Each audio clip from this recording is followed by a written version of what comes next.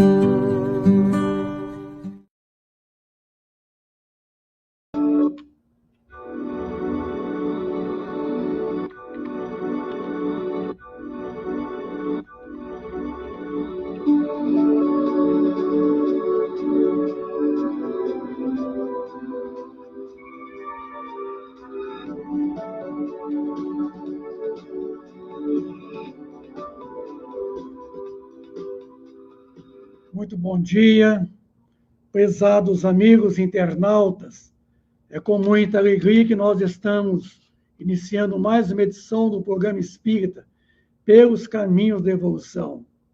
Estamos trabalhando com vocês aí o estudo do livro A Gênese, de Allan Kardec. Estudo esse que nós estamos no 6º capítulo, estudando uranografia geral. E aí, a gente vai fazer uma abordagem muito ampla a respeito de assuntos bastante técnicos, falando sobre esta questão de podermos estudar o universo, estudarmos a formação das estrelas, a formação dos planetas, a vida, o homem, o surgimento dos homens, a evolução.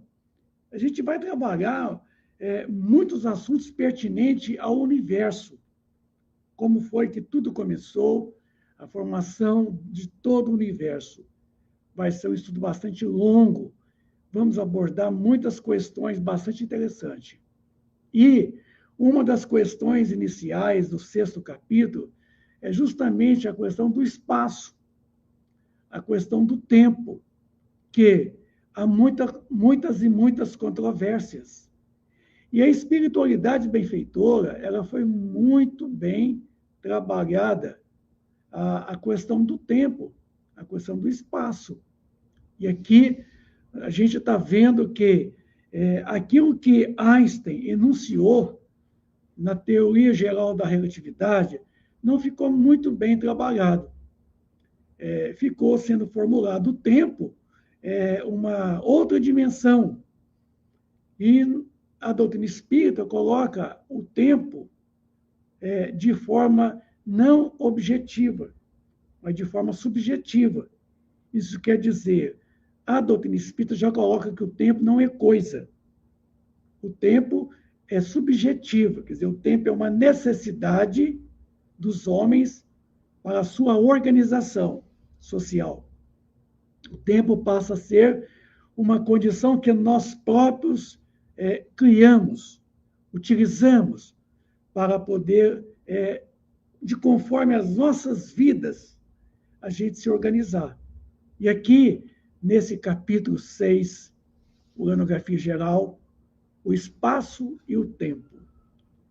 Já muitas definições de espaço foram dadas, sendo a principal esta: o espaço é a extensão que separa dois corpos, da qual certos sofistas deduziram que onde não haja corpos, não haverá espaço. E segundo a visão da física quântica, espaço é justamente a sensação de uma ilusão, certo? Que separa dois pontos, dois corpos. Então, a própria ciência já coloca que, sendo o espaço, é uma sensação ilusória de que nós experimentamos, que é a separação entre dois pontos. E aqui está dizendo, de certa forma, bastante próximo à ideia quântica, né?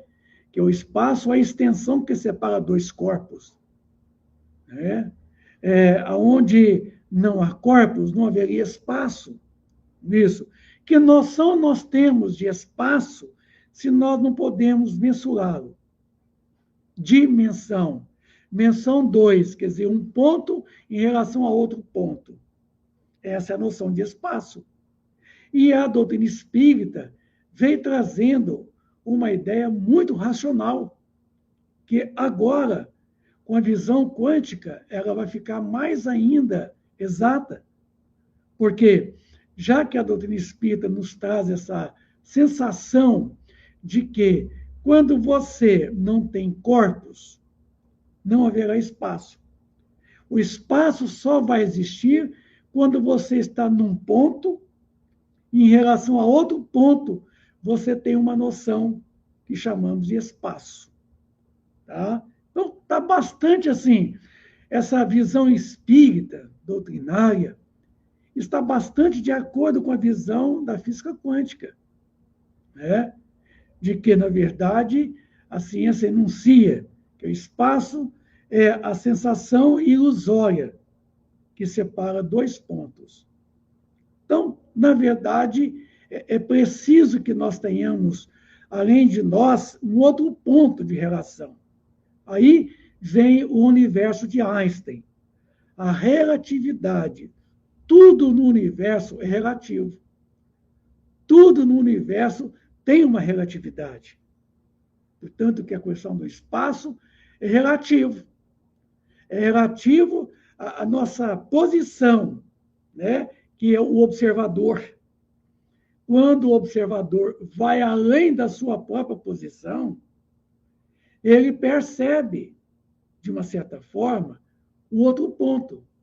E a distância, isso, que chama dimensão aí, que é menção, quer dizer, medida entre dois pontos, chama-se espaço. Nisso foi que se basearam alguns doutores em teologia para estabelecer o que o espaço é necessariamente finito, alegando que certo número de corpos finitos não poderiam formar uma série infinita e que onde acabassem os corpos, igualmente o espaço acabaria. E aí, Leonardo Boff, né, com a sua noção de teologia, e também Herbert Müller, também traz essa ideia. E a gente passa a perceber de que, na verdade, o espaço ele é infinito. Ele passa a ser infinito, conforme a gente verifica no próprio Livro dos Espíritos, logo na introdução ali, logo no primeiro capítulo. A gente passa a perceber de que essa condição ela não é limitada, ela é ilimitada. Porque o que haveria além do limite? Se nós colocarmos um limite para o espaço, o que viria depois desse limite? Que noção nós teríamos? O que nós nomearíamos além desse limite? Ficaria totalmente desprezível de qualquer fundamentação que quiséssemos colocar. Portanto, que essa ilimitação, para nós, é que é despercebida e que é uma situação não concebida, porque a extensão aeroespacial é tão grande que nós nos perdemos pela nossa pequenez na expansão do próprio espaço universal. Então, a gente não tem noção. A gente não tem noção nenhuma. Imagine você uma única bactéria, uma bactéria, que é um ser microscópico. Se ela tivesse mente e se ela pudesse pensar, e se uma bactéria estivesse em cima, certo, de uma única célula do nosso corpo físico, o que essa bactéria pensaria da esfericidade de uma única célula, de 70 trilhões dela em nosso corpo físico? Se uma bactéria estivesse na superfície de uma única célula, e que noção ela teria de espaço, se assim ela pensasse, se assim ela imaginasse? O que ela iria concluir da questão espacial da superfície de uma única célula, da qual ela estaria pousada sobre a superfície dessa única célula? Assim somos nós, que estamos aqui sobre a superfície de um planeta em que ele tem um raio de 12 mil quilômetros de extensão. Que noção nós temos de espaço do globo terrestre? Quase nenhuma, para não dizer nenhuma. Por quê? Agora, vamos comparar ao sistema solar, vamos comparar com a nossa Via Láctea, a nossa galáxia. Não teríamos noção nenhuma. Agora, colocar, conforme Leonardo Boff coloca, certo, que o espaço é necessariamente finito. O espaço não pode ser finito. É desprezível totalmente. Também o definir o espaço como sendo o lugar onde se movem os mundos, o vazio, onde a matéria atua, etc. Deixemos todas essas definições que nada define, nos tratados aonde repousam. Então, cada tempo, cada momento do progresso da humanidade, os homens, pelo seu raciocínio lógico, eles vão realmente chegando a conclusões, eles vão chegando a pontos que, na verdade, fica um pouco confuso, mas que no transcorrer, na caminhada do progresso científico, as noções vão sendo contextualizadas, aproximando mais da racionalidade. Espaço é uma dessas palavras que exprime uma ideia primitiva e axiomática, de si mesma, evidente, e cujo respeito às diversas definições que se possam dar, nada mais faz do que obscurecê-las. Então, todas as noções que vieram, todas as noções que nós ainda tivemos, a gente vai estar ainda muito equidistante de uma noção completa do espaço. Portanto, que o espaço, para nós agora, ele é ilimitado, ele é infinito. Como que eu posso pegar algo que é infinito, que é ilimitado, e defini-lo? Porque definir você restringir. É você enxugar aquilo, você trazer para um ponto único. Sendo o espaço toda esta expansão, certo? Que existe entre os corpos. E entre os corpos, a gente não tem a noção exata, dimensional. O que é 1 quilômetro? O que é 1 metro? O que é 1 milímetro? São convenções puramente humanas, que nós precisamos nos organizar e aí, de certa forma, nós elaboramos convenções. E, de acordo com as convenções, a gente vai fazendo com que o que vai acontecendo é isso aí. A gente vai definindo coisas indefinidas, certo? Então, todos sabemos o que é o espaço.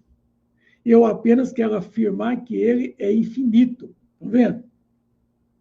A fim de que nossos estudos ulteriores não encontrem uma barreira opondo-se às investigações do nosso olhar. Então, nós vamos estar sempre aqui estudando, sempre apresentando teorias, e teorias, e teorias. Porque o conhecimento nosso se baseia da relação do objeto e o sujeito. o sujeito e o objeto. A partir do momento que o objeto aqui é o espaço sideral, como que eu vou me basear? Como que eu vou me relacionar com ele? Da minha pequenez. Certo? Nós somos microcosmos dentro de um macrocosmos. O universo, certo, num todo, é formado das pequenas partes. E as pequenas partes que constituem esse universo macrocosmo, certo? Sendo um microcosmos, passa a ser também um universo. Porque tanto se expande para fora, como se expande para dentro. O universo ele é tão expansível que nós não sabemos aonde começa, aonde termina. É uma sucessão ininterrupta. Não tem como você delimitar. Aqui encerrou o universo. Não, não tem como. É tanto que se nós formos para o exterior, infinitamente. E se nós formos para o interior, infinitamente.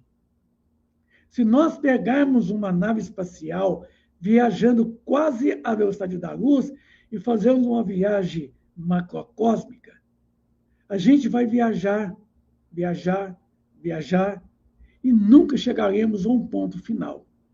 Se nós pegarmos essa mesma nave espacial e fazermos uma viagem para o microcosmo, para o interior da matéria, do átomo, vamos viajar e nunca chegaremos a um ponto final. Tá? Portanto, que as nossas investigações estão muito ainda limitadas. Ora, digo que o espaço é infinito, pela razão de ser impossível imaginar-se-lhe um limite qualquer. Não tem como. O que é que haveria depois desse limite? E porque, apesar da dificuldade com que topamos para conhecer o infinito, mais fácil nos é avançar eternamente pelo espaço, em pensamento, do que parar num ponto qualquer, depois da qual não mais encontrássemos extensão a percorrer. Estão vendo? Então, a gente vai viajar, vai viajar, vai viajar, vai viajar. O limite é inconcebível. Não tem como conceber. Tanto para fora, quanto para dentro. Para figurarmos quanto nolo permitam as nossas limitadas faculdades, a infinidade do espaço, suponhamos que, partindo da Terra, perdido no meio infinito, para um ponto qualquer do universo, com a velocidade prodigiosa da centelha elétrica, que é próxima à velocidade da luz, né? Que ele percorre milhares de léguas por segundo, e que, havendo percorrido milhões de léguas, mal tenhamos deixado esse globo. Nos achamos no lugar onde apenas divisamos sob o aspecto de pálida estrela. Imaginamos. Somente a imaginação. Somente essa condição da gente não conseguir realmente colocar com exatidão, certo? A fixação de um ponto que nós chamaríamos de quê? Do finito. Então, o universo ele é infinito. Existe uma teoria que foi elaborada por nosso Ronaldo Mourão, que é um carioca, um astrônomo carioca, e, por sinal, muito bem concebido em suas teorias. Um astrônomo, assim, de projeção internacional, seu trabalho de observação astronômica é muito bonito, seus livros são maravilhosos. Tem um livro dele chamado Universo Pulsante, muito interessante, na onde ele defende a tese do universo pulsante, quer dizer, o universo oscilante, o universo vibracional. É muito interessante a teoria do Ronaldo Mourão, esse astrônomo brasileiro carioca. Tá? Esse livro dele é interessantíssimo. Ele demonstra que o universo ele é pulsante, ele é totalmente ondulatório, ele vibra o tempo todo. E nessa vibração, ele é totalmente expansível. Passado um instante, seguindo sempre a mesma direção, chegamos a essas estrelas longínquas que mal percebeis da vossa estação terrestre. Daí não só a Terra nos desaparece inteiramente do olhar nas profundezas do céu, como também o próprio Sol, com todo o seu esplendor, e se há eclipsado pela extensão que dele nos separa. Imaginemos nós, se nós viajássemos nessa nave espacial fictícia, né? Numa velocidade quase da luz. Imaginemos nós saindo da Terra, chegaríamos a um determinado ponto espacial que, olhássemos para a Terra, nós pudéssemos vê-la como um ponto pálido, como diz Carl Sagan na sua teoria, quando ele disse que a Voyager, aquela sonda espacial que foi lançada e já está fora do nosso sistema solar, em determinada posição que se encontrava, viajando, ela se voltou para a Terra e fotografou a Terra. E apareceu esse ponto pálido, azul, que estamos vendo aí, nessa gravura. Ele chamou do ponto pálido azul. Quer dizer, foi a fotografia do planeta Terra a distância de milhares, milhões de quilômetros daqui. Então, imaginemos nós a Voyager hoje que está fora do sistema solar. Ela não alcançaria mais visivelmente o orbe Terra. Se ela tentasse fotografar, seria uma penumbra, a escuridão do espaço. Porque se perderia a luz da Terra, não mais ali chegaria. Então, não seria sensível aos focos multiplicadores do sensor do telescópio, do Hubble, hoje, desse James Webb, e menos da Voyager. O equipamento era muito ainda rudimentar quando foi projetada essa sonda, Voyager 1 e 2. Então, meus amigos, a doutrina espírita, ela veio para trazer para nós uma contextualização. Isso. Animado sempre da mesma velocidade do relâmpago, a cada passo que avançamos na extensão, transpomos o sistema de mundos, ilhas de luz etérea, estradas eteríferas, paragens suntuosas aonde Deus semeou mundos na mesma profusão com que semeou as plantas nas pradarias terrestres. Olha só. Quantos sistemas solares, quantas galáxias, quantos trilhões e trilhões de sóis haveriam, além do campo de nossa percepção visual? Inimaginável. Damos uma paradinha no nosso estudo agora para respondermos uma pergunta. E, por sinal, bastante interessante.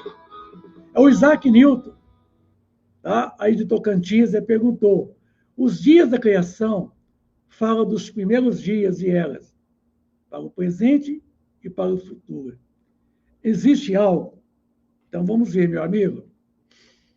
Nós já demonstramos aqui de outras vezes, em outros estudos, e vamos demonstrar mais vezes, e com mais propriedade, com mais lentidão, mais expansível, as chamadas eras geológicas da formação do planeta Terra, em que a ciência oficial dos homens precisou se organizar, nomear as chamadas as eras e os períodos respectivos da formação do orbe do planeta. A primeira era é chamada Era Arqueozoica. Período arcaico, que quer dizer antigão. Então, a esta era, aproximadamente, certo, 650 milhões de anos, viu? E aí, a era paleozoica, que é o chamado período primário, 500 milhões de anos atrás. Imaginem vocês, meus amigos, 500 milhões de anos atrás. O período Ordoviciano, que é o período primário da formação, certo? E aí a gente vai para a terceira era, Mesozoico, um período secundário. Estão vendo? E aí você passa a notar a vida, né? A vida aquática. Você passa a perceber que a vida aquática procura sair da própria água e habitar o solo do planeta do orbe Terra. A quarta era. A era chamada Cenozoico, período terciário ou quaternário. Cenozoico quer dizer recente, é da agora, né? Bem próximo. Além dos anfíbios, os répteis, né? E o surgimento dos mamíferos, certamente, está aí. Ó. E a era Cenozoica, que é o chamado período quaternário, sabe, meu amigo? E aí, essas eras todas demoraram milhões de anos para sair de uma era, certo? Para outra era. E uma era entre a outra, nós temos os períodos. Os períodos é a interseção de uma era para a outra. Então, na era Cenozoica, o período quaternário. E aí, a sexta era que nós estamos colocando por nossa conta, que é esta era que eu e vocês estão vivendo, a era de Aquários. Porque a cada 2.150 anos, o planeta Terra ele fica sujeito à ação gravitacional de uma casa do zodíaco. As 12 casas dos zodíacos, as constelações. Estamos agora saindo da influência, certo? Da era de Peixes e adentrando a era de Aquários.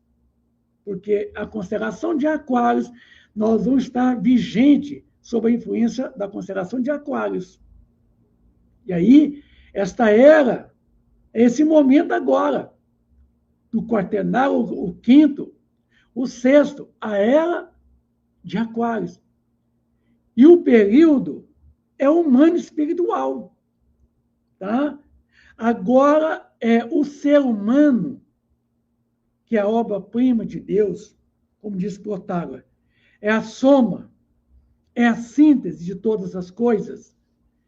Esse período é puramente humano espiritual. É agora em que realmente se busca o verdadeiro valor da existência, o ser, a criatura, que é a obra-prima de Deus, que somos todos nós, o princípio inteligente do universo, hoje, na condição de espíritos.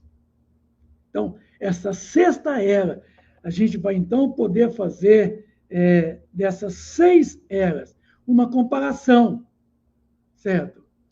Então, vejamos nós aí que é tudo uma transição de uma era para a outra, os períodos intercalando, arqueozoico, paleozoico, cenozoico,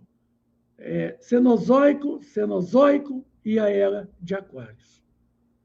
Aí, nós sabemos que Moisés, em Gênesis, certo?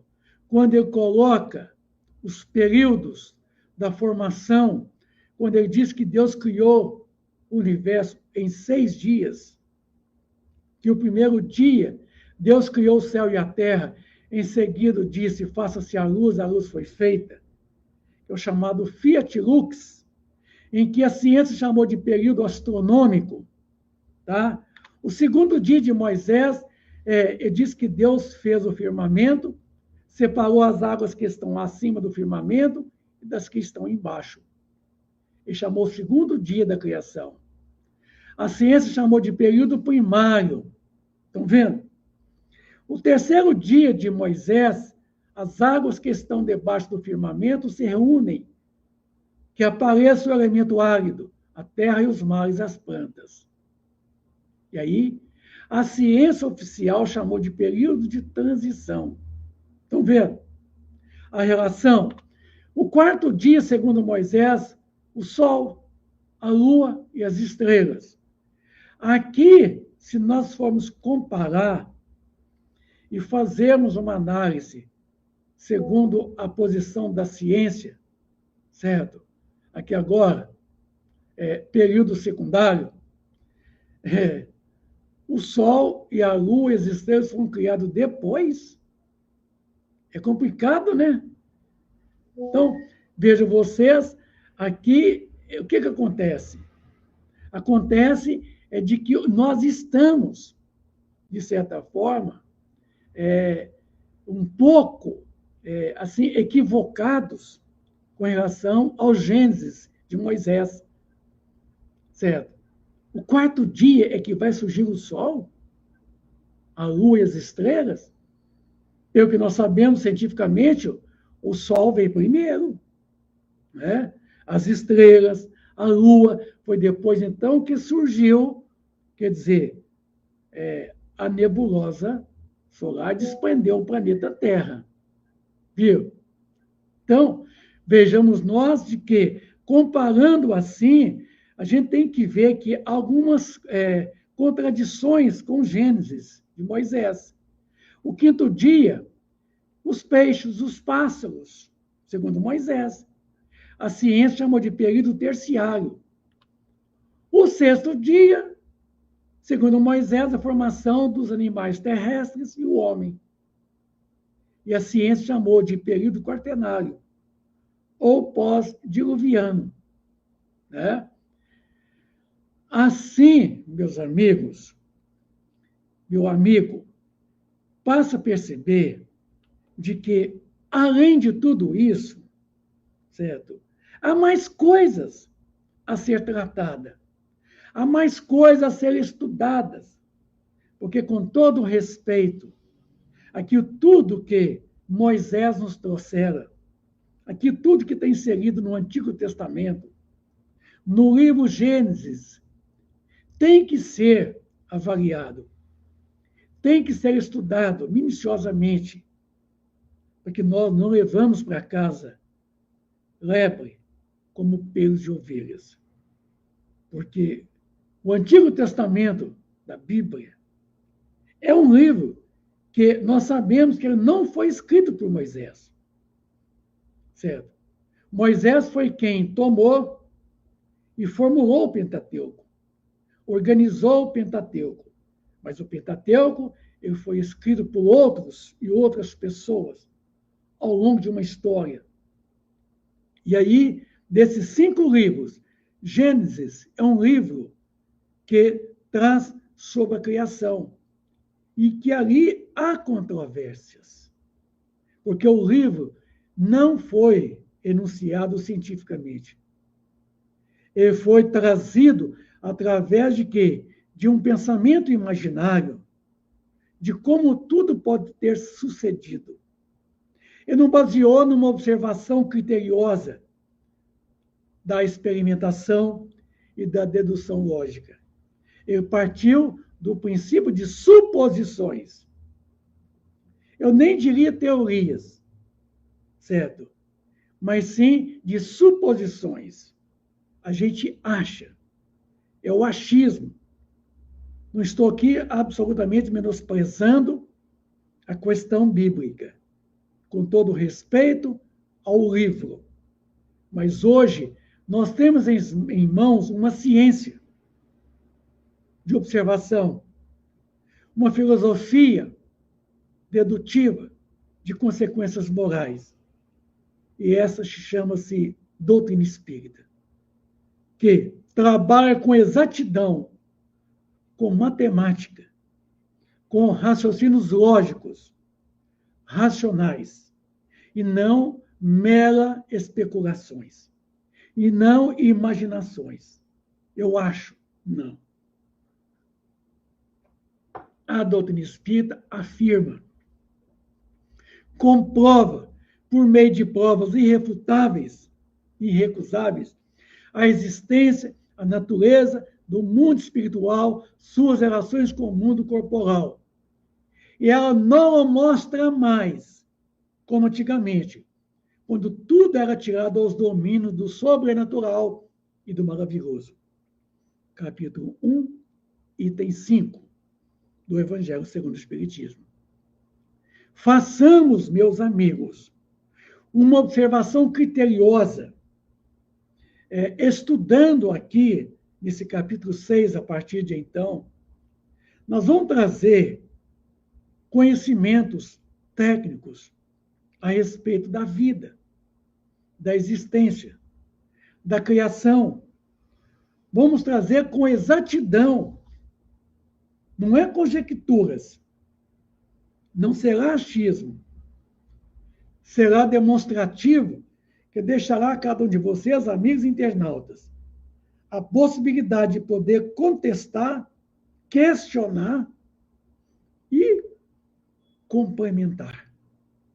Porque nós estamos abertos às observações, às críticas, às contestações, mas estamos abertos também às complementações. É isso que é importante.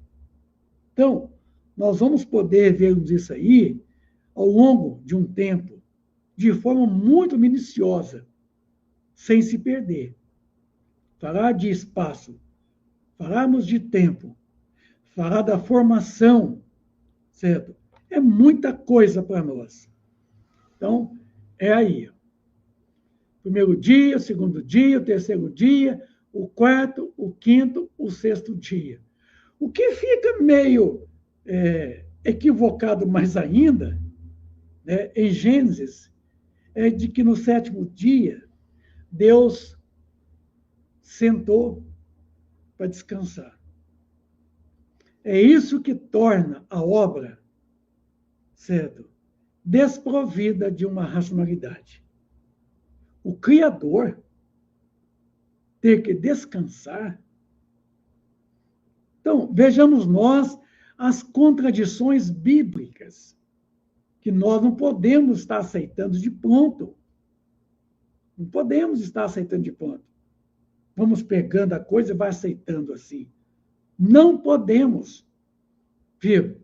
O que nós devemos fazer é pegar cada parte, cada etapa em que a antropologia vai trazendo, em que a arqueologia vai escavando e demonstrando com exatidão matemática o surgimento da vida, dos seres, o desenvolvimento progressivo de todos, tá? Dentro de uma lógica incontestável, matematicamente comprovada, e saímos do campo das conjecturas, do achismo, porque a doutrina espírita não é achismo, como diz o próprio Leon Denis no livro Invisível. É religião científica do futuro. Religião científica. Doutrina espírita não entra no rol das religiões. Ela própria não é religiões. Ela é uma religião no seu aspecto individual, pessoal de cada um de nós, que é um sentimento inato de cada um de nós de estarmos ligados ao Criador, o Criador a nós. Porque Deus é imanente criatura humana. Portanto, que a gente temos que tirar essa visão atrasada, equivocada, antiga, de 4.000 anos atrás, deixar ela no seu tempo, certo? Porque hoje nós temos uma doutrina que, na verdade, não é religiões. Não entra no rol das religiões, embora é uma religião. No seu sentido, certo, de resgatar em nós o sentimento de espiritualidade, que é próprio de cada um de nós. Então, a doutrina espírita é ciência pura, de consequências morais, porque a sua filosofia enuncia as consequências morais que decorrem dos nossos comportamentos. atitudes e pensamentos e palavras. E nós temos que sair desse rol aí, desse miticismo, certo? Bom, voltando aqui ao estudo, então, do livro A Gênese, vamos começar a esclarecer. Nós vamos trabalhar muito com essa medida, ano-luz, tá? O que é ano-luz? O que é um ano-luz? Segundo Aurélio, é o dicionário da língua portuguesa, unidade de distância que equivale à distância percorrida pela luz no vácuo, em um ano. Você já imaginou durante 365 dias de um ano, a luz viajando a 299 milhões 792 mil quilômetros. Então, quer dizer, a 300 mil quilômetros por segundo.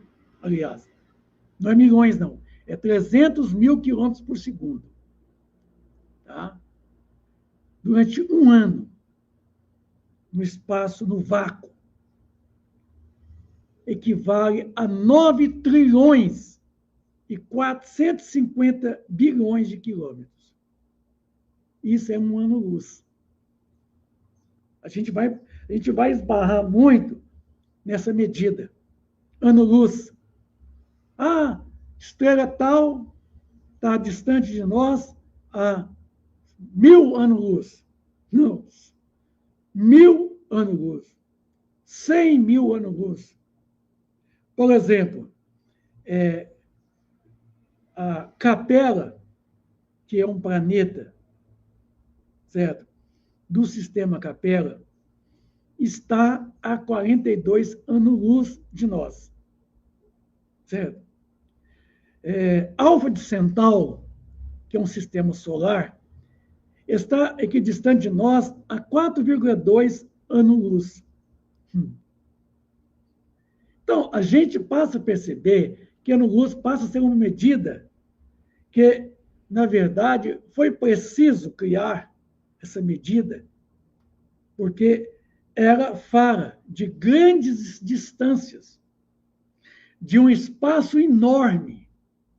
Porque a gente fala em quilômetros, em metros, em centímetros, em milímetros. Agora, falar do universo em toda a sua expansão, temos que ter novas unidades de medidas. Por exemplo, o parsec é uma medida também de distância, que é a mesma distância entre a Terra e o Sol, 150 milhões de quilômetros. É chamado 1 parsec. É uma outra unidade de medida, viu? Que a gente usa muito em astronomia. Mas aí já é uma medida mais assim, menos, né? Dimensional. É mais curta essa medida, 150 milhões de quilômetros. O ano-luz é 9 trilhões. Você já imaginou um 9 seguido de 12 números? É muita coisa, né? Ora, há apenas poucos minutos que caminhamos e já centenas de milhões de léguas. Naquele tempo ainda da doutrina espírita, falava-se léguas, que é uma medida muito antiga, certo? Que equivale mais ou menos a mais ou menos 1.600 metros, aproximadamente, uma légua. Nos separam da Terra, bilhões de mundos nos passaram sob as vistas e, entretanto, escutai, em realidade, não avançamos um só passo que seja no universo. Viu agora? Há poucos minutos, caminhamos a centenas de milhões de quilômetros de anos-luz que nos separa da Terra. E ali nós vamos defrontar com bilhões de mundos A nossa Via Láctea, ou a nossa galáxia, Via Láctea vem de quê? Via é aquela franja esbranquiçada que nós temos no céu. Láctea vem de leite, leite branco. Então, quer dizer, a Via Láctea é justamente aquela franja branca que nós observamos no espaço sideral, quando você vai lá no meio das árvores, bem longe da cidade, e você olha para o céu, na direção ali, certo?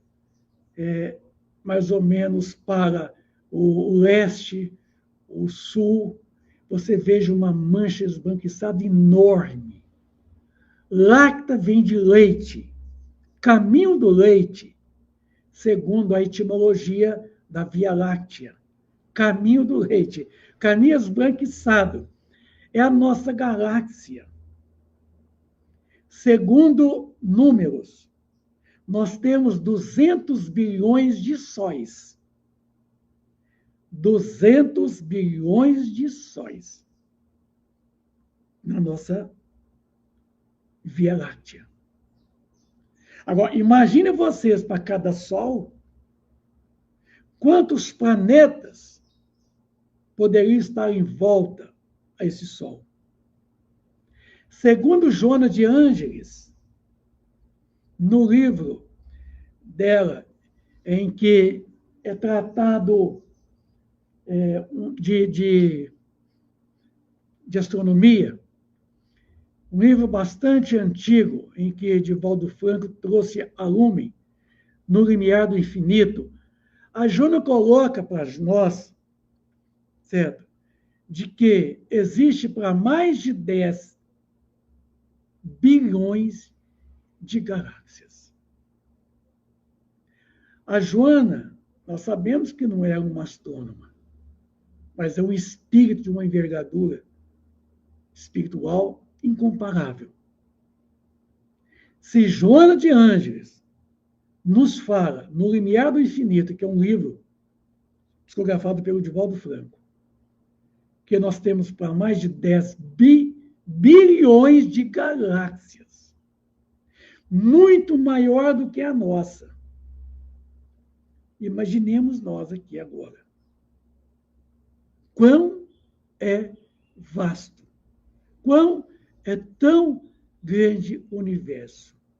Como que eu vou ter noção de espaço? Como é que eu vou circunscrever o espaço?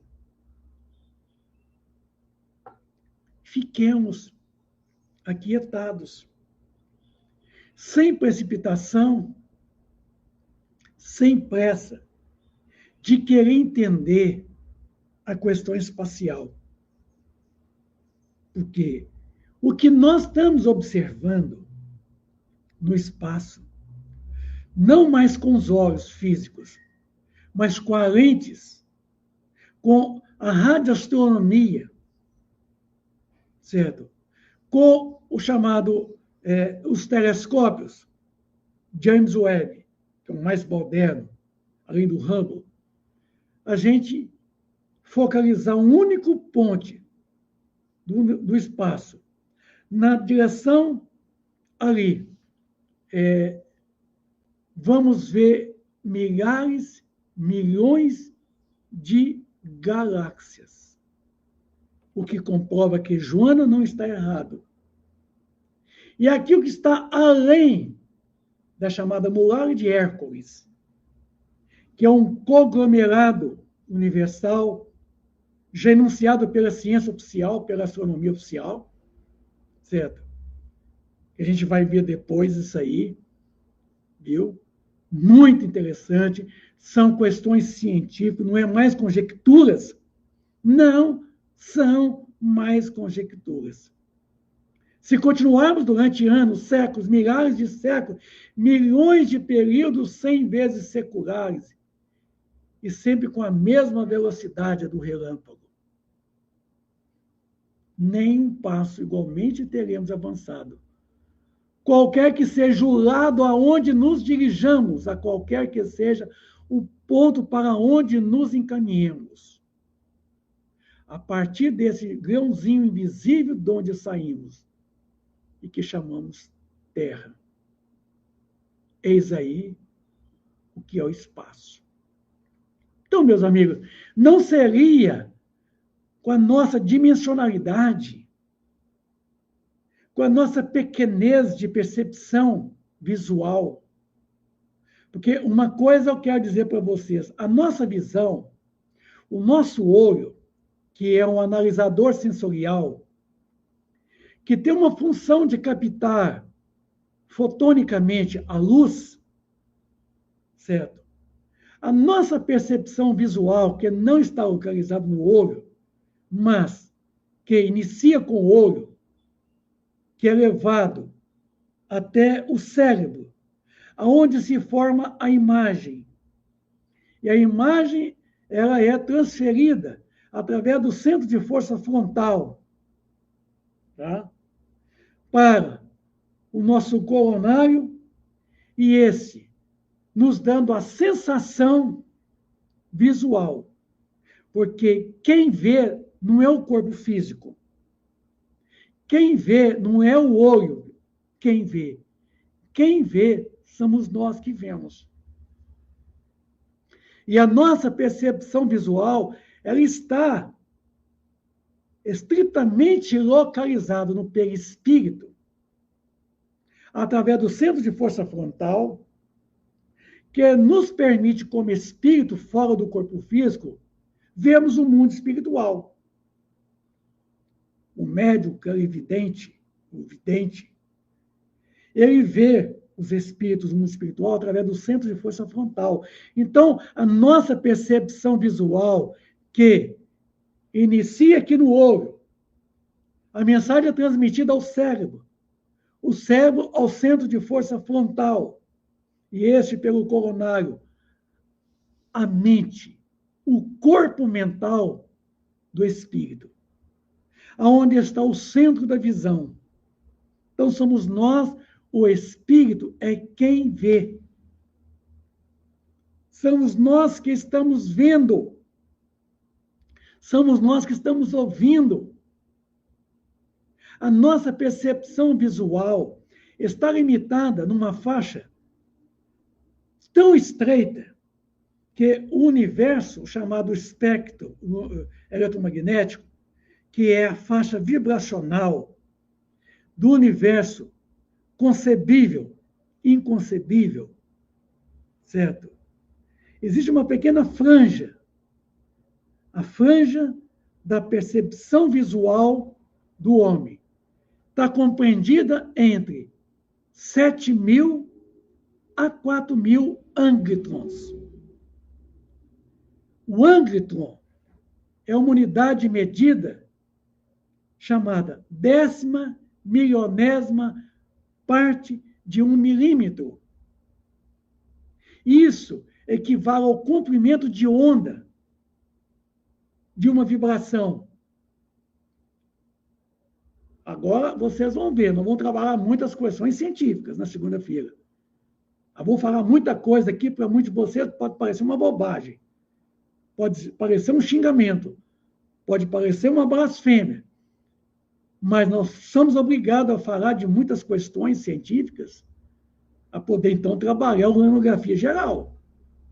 Então, percebam vocês que a nossa faixa de percepção visual compreende entre 7.000 angstrons a 4.000 angstrons.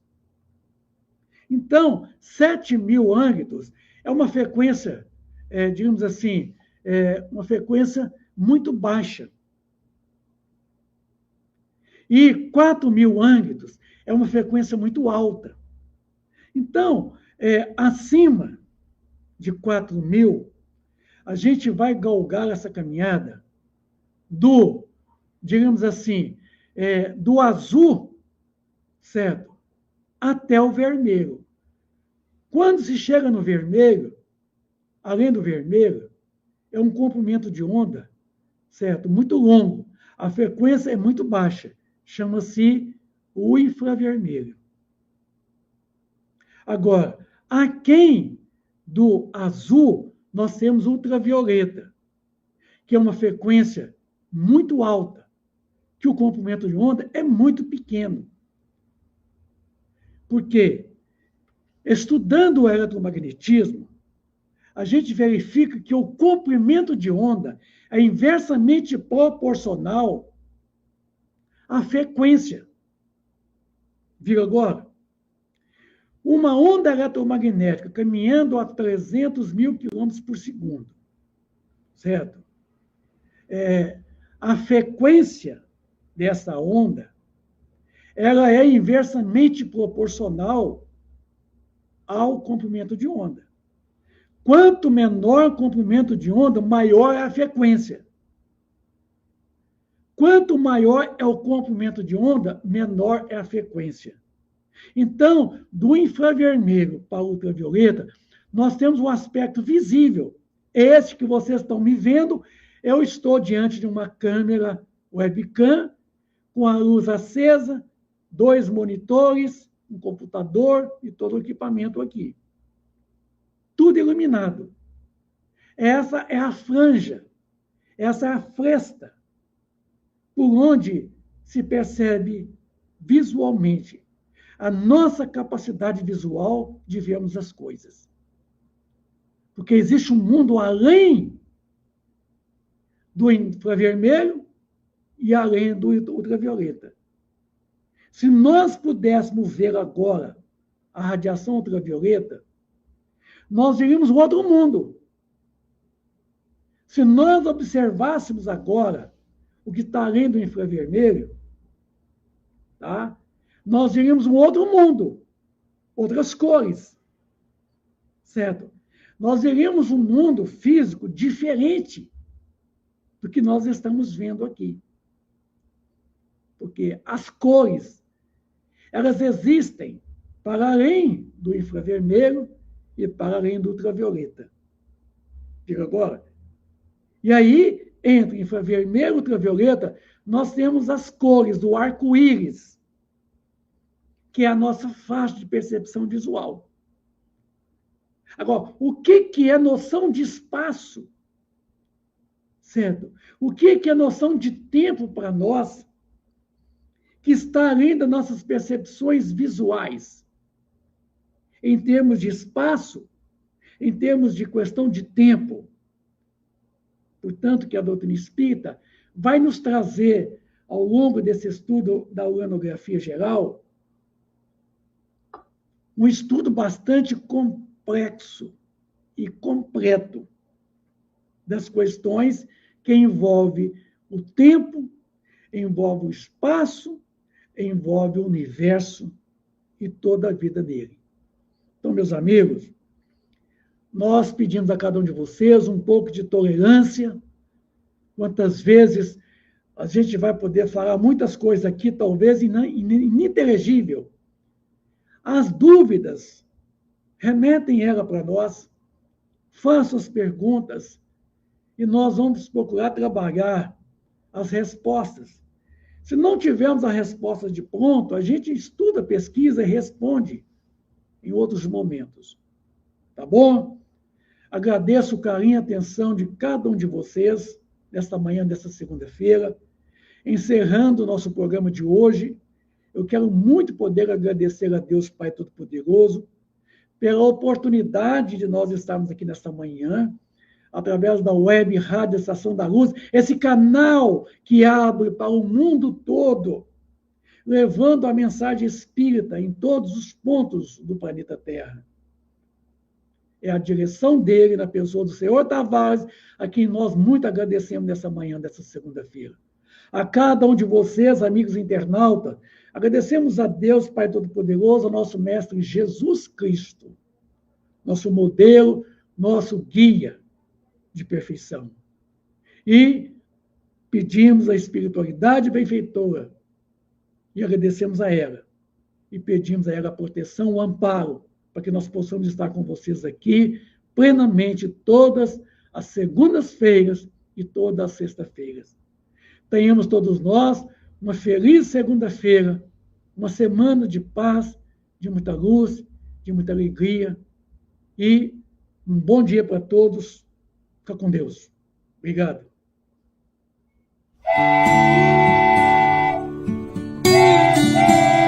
Chegamos ao final do nosso programa. Muito obrigado por ter nos acompanhado nesse trabalho e aguardo você na próxima atração.